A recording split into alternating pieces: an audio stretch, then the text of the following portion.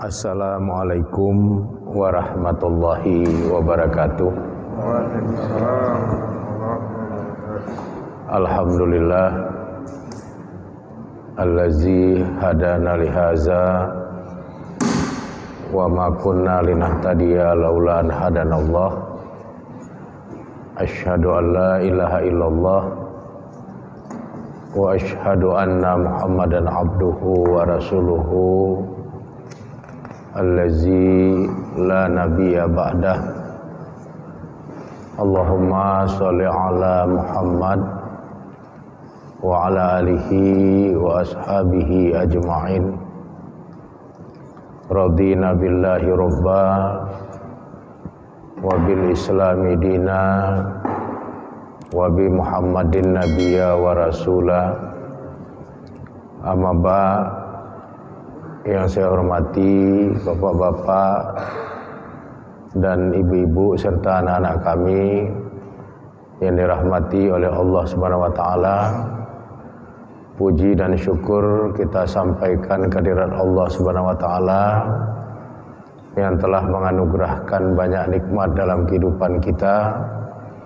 Mudah-mudahan kita bisa bersyukur kepada Allah atas semua nikmat yang Allah telah anugerahkan kepada kita itu, karena hanya dengan mensyukuri nikmatlah Allah akan memberikan tambahan nikmat yang banyak kepada kita di dalam kehidupan kita semua.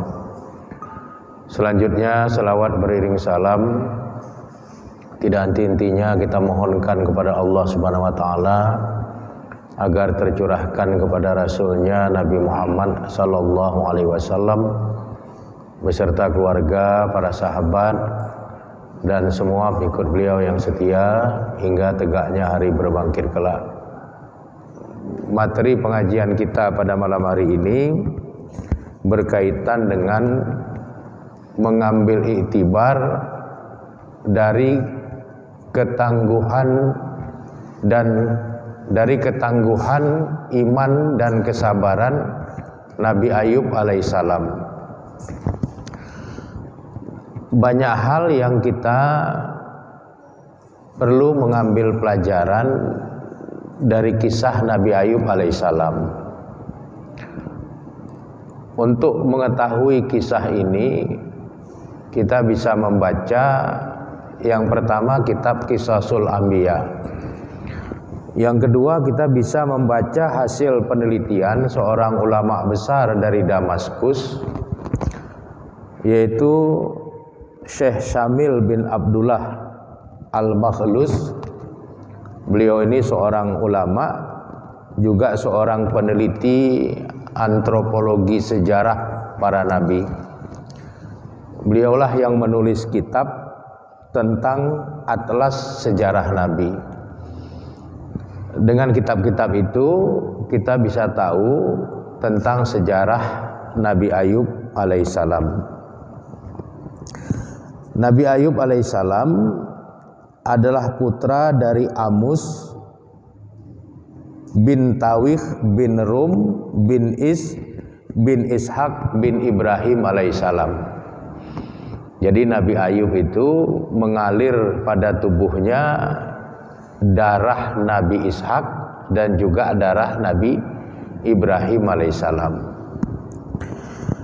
Kemudian Nabi Ayub hidup dalam usia 120 tahun. Jadi umur Nabi Ayub itu 120 tahun. Beliau lahir tahun 1540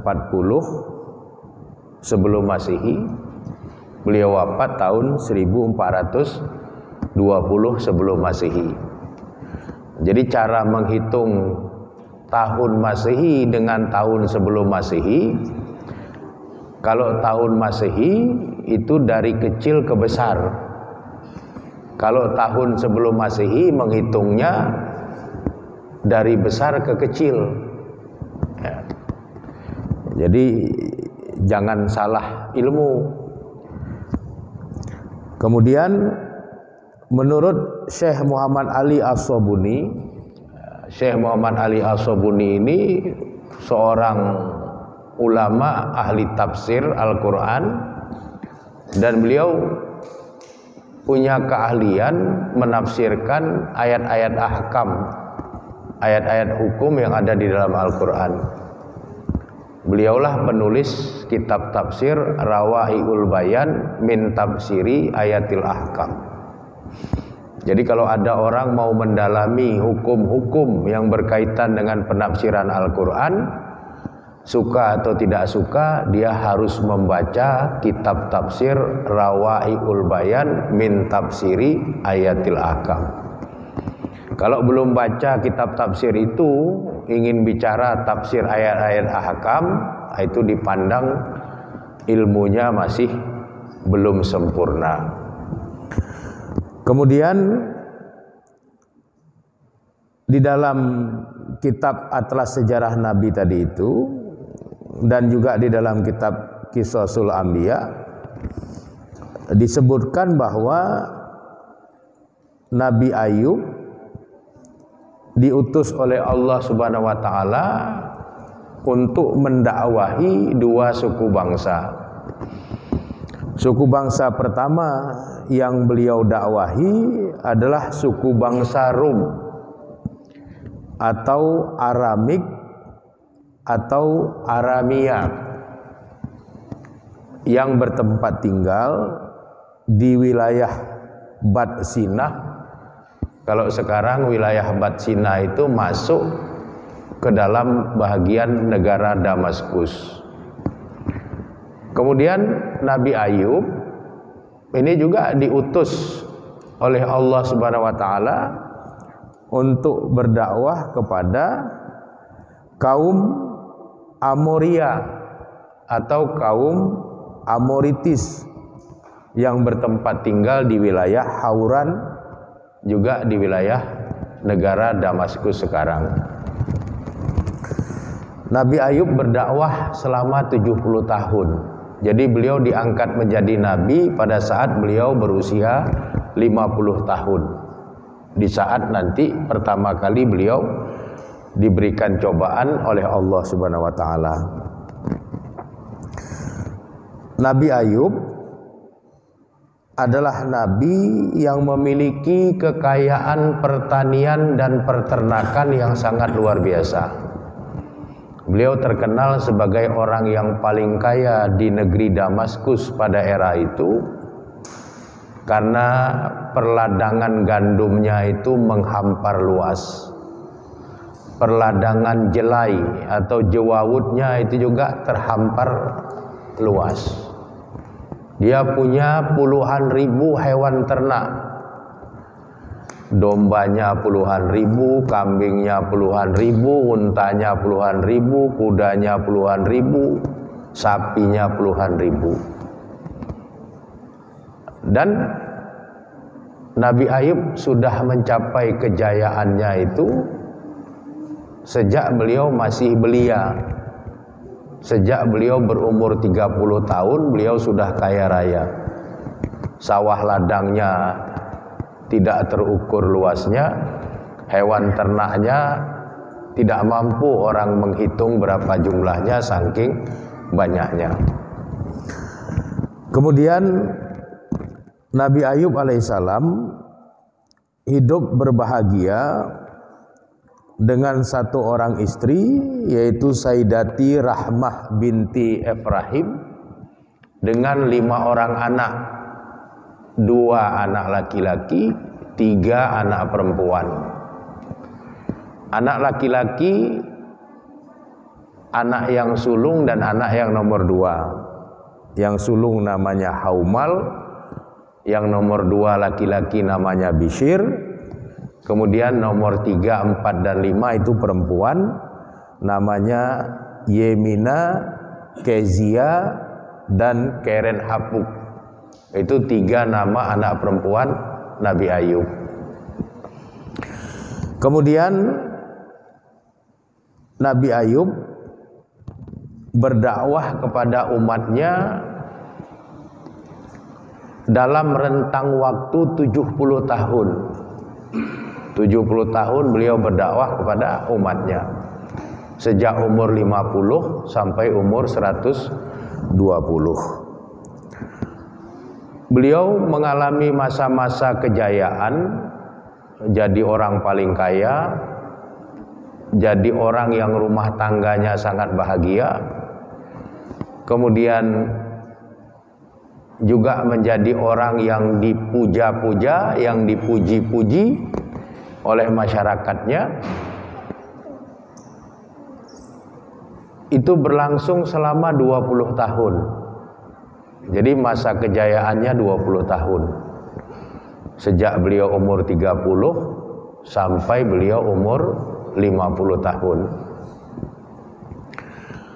Pada saat beliau umur 50 tahun, beliau diangkat menjadi nabi. Begitu beliau diangkat menjadi nabi, Allah memberikan cobaan pertama pada beliau. Apa cobaannya? Cobaannya Allah Subhanahu wa taala mengirim satu badai khusus, yang dengan badai itu seluruh tanaman gandum, tanaman jelai, tanah sawah perladangan Nabi Ayub hancur lebur berantakan. Seluruh hewan ternaknya yang jumlahnya puluhan ribu itu semuanya mati, tidak satu ekor pun tinggal hidup. Jadi kalau Allah mau memberi gampang, Allah mau mengambil kembali juga gampang. Pelajaran apa yang bisa kita ambil? Selagi Allah memberi, maka berbuat baiklah dengan pemberian itu. Selagi punya ternak, bersedekahlah dengan ternak itu. Selagi punya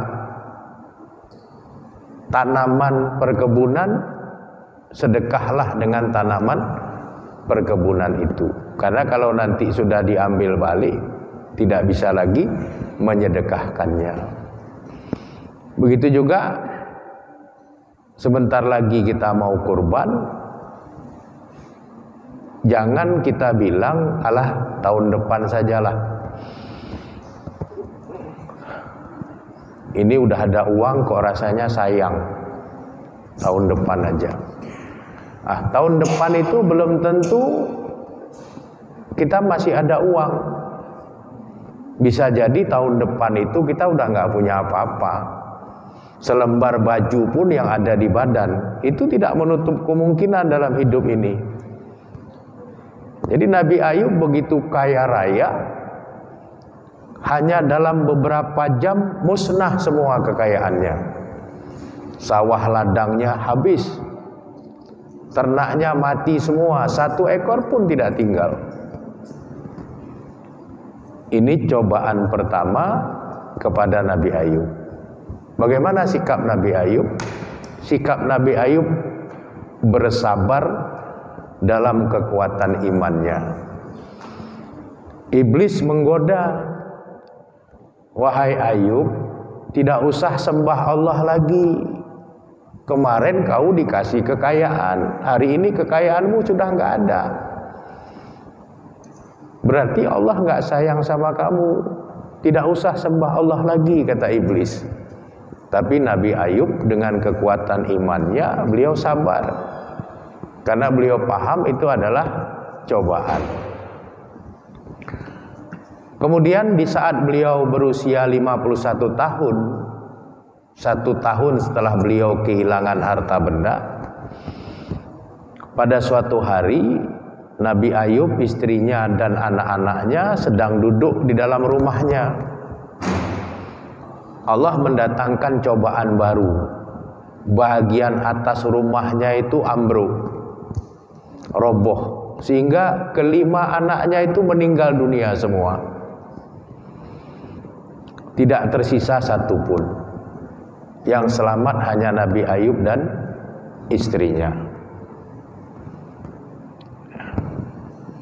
Anaknya 5 meninggal. Datang lagi iblis menggoda Nabi Ayub. Kan udah ku bilang, kata iblis, Harta udah diambil, ini sekarang semua anakmu diambil. Mana kebahagiaanmu lagi kalau begitu? Tapi Nabi Ayub alaihissalam tetap berpegang teguh dengan imannya, tetap bisa menerima semua cobaan itu dengan kesabaran dan ketabahan.